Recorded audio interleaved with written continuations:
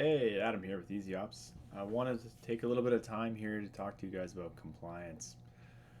So, as some of you know that have been following ezops, we were built by operators for operators, and a big part of an operator job every day is compliance. What can we do to stay on top of it? What can we do to correct things that we're finding? And just, how can we contribute in the biggest way possible?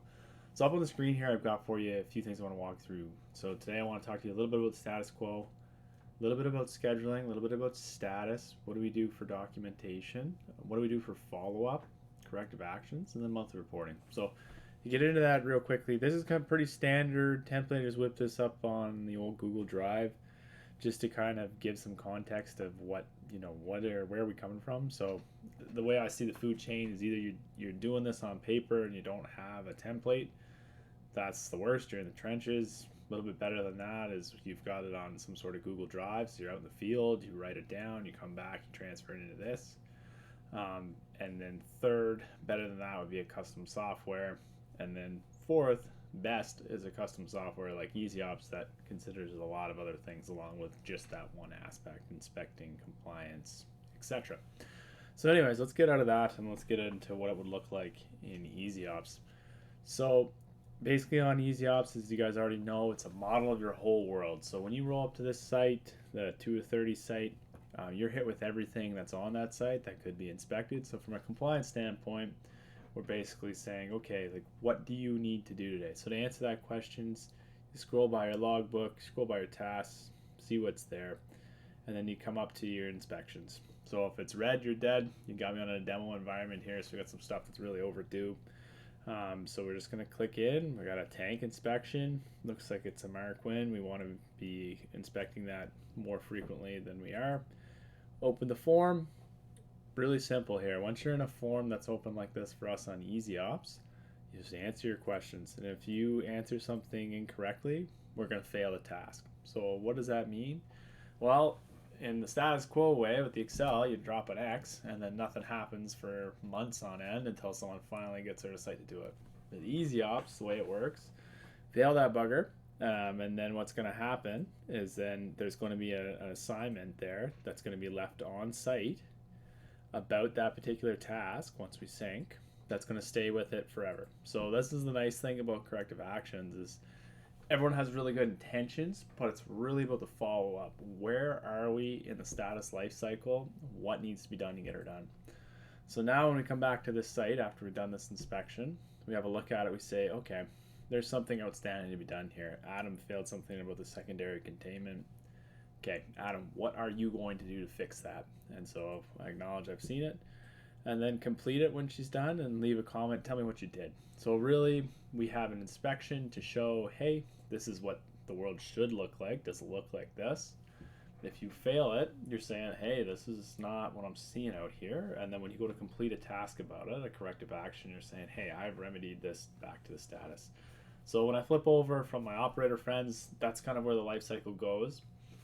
When I look at it from kind of my compliance angle, a lot of people get a little bit spun up about what questions are you going to ask.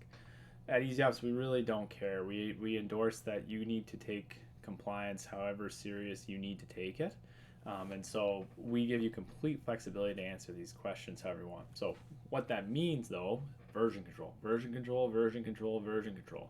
So if I have a tank inspection and Hank at head office wants to add a few more questions because we're interested in learning something, great. As soon as he hits sync on that, now every new tank inspection moving forward, we're going to have a copy of it and it's going to be clear what it is.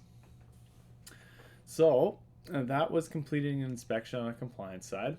So that was kind of point one I wanted to show you. So you can't really organize your day until you've got things on a schedule, because if we're just using the Excel sheet, basically you're going to make a trip to site just to do an inspection, which makes no sense at all. You want to be banging those off when you're already on site for whatever other reason. We don't need to make special trips for compliance. Compliance can just be worked into our regular day. And the rebuttal I hear a lot is like, Adam, how could I do that? I don't know what I need to be doing. Well, with ezops, you completely know what you need to be doing. You just come to the model, see what your cross shift has last updated, and away you go. So the next piece about it is kind of status. How do I know what's going on in the field? So ezops is really good about that. So everyone's dashboard is going to be specific to them in the field, and we'll just scroll down to some schedules. So if you were running this field, you would maybe come down to your safety schedules, you might come down to your tank inspections, and just get a general view of, hey, what is outstanding for me in this field today? What can I bang off? Just so I know, so I'm aware. Then on the reporting side, this is the best part for all my month-end scanners out there. There is no month-end anymore. Forget month-end. Month-end was a waste of time anyways. You know it, I know it, we all know it. The reason we did month-end was to check the box. Did we actually get the compliance thing done that month? ezops takes care of that. But for those that need the backup come the compliance activity, what we're going to do is we're just going to go in, we're going to run an inspection report. We're going to say, well, let's have a look at the, I don't know, let's go outstanding failed well site. And from there, you get a complete report. If you want to export into Excel, every column is a question, real simple, easy to read. Or if you just want to drill in and see what failed, I can see I've got this nice track record of people using ezops. Looks like they're doing this inspection every quarter, give or take. I can see the form as he's completed it each time.